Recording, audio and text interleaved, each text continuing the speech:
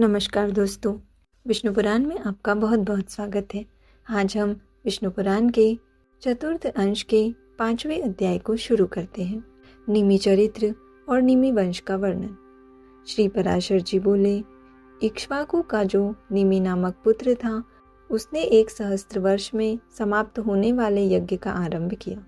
उस यज्ञ में उसने वशिष्ठ जी को होता वरण किया।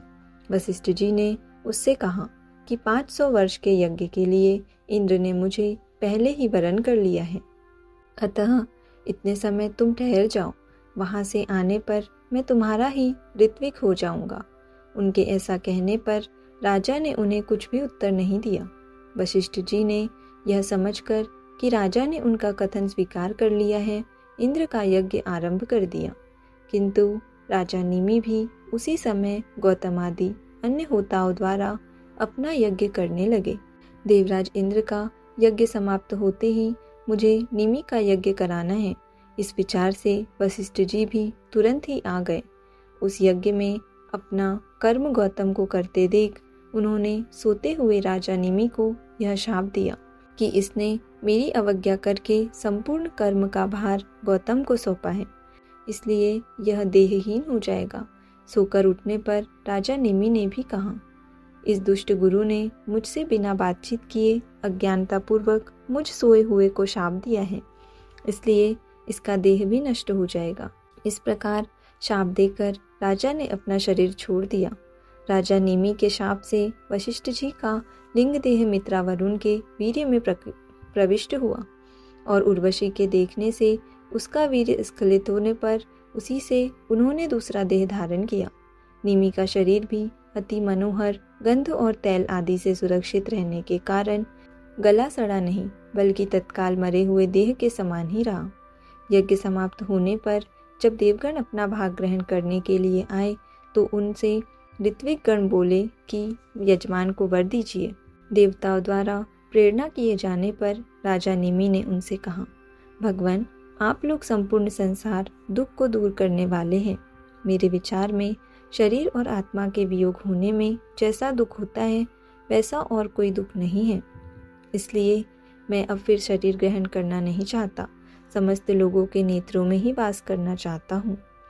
राजा के ऐसा कहने पर देवताओं ने उनको समस्त जीवों के नेत्रों में अवस्थित कर दिया। तभी से प्राणी निमेषोन्मेष करने लगे।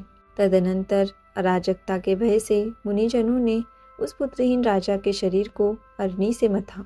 उससे एक कुमार उत्पन्न हुआ, जो जन्म लेने के कारण जनक कहलाया।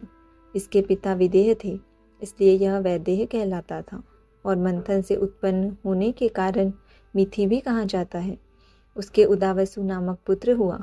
उदावसु के नंदीवर्धन, नंदीवर्धन के सुकेतु, सुकेतु के देवरात, देवरात के बृहदुष्क, बृहदुक्त के महावीर्य, महावीर्य के सुधृति, सुधृति के दृष्टकेतु, दृष्टकेतु के हर्यश्व, हर्यश्व, हर्यश्व के मनु, मनु के प्रतीक, प्रतीक के कृतरथ, कृतरथ के देवमीड, देवमीड विबुध, विबुध के महाधृति, महाधृति के कृतरात, कृतरात के महारोमा, महारोमा के सुवर्णरोमा, सुवर्णरोमा के हस्वरोमा और हस्वरोमा के सिरध्वज नामक पुत्र हुआ।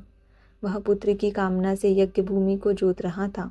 इसी समय हल के अग्रभाग में उसके सीता नाम की कन्या उत्पन्न हुई।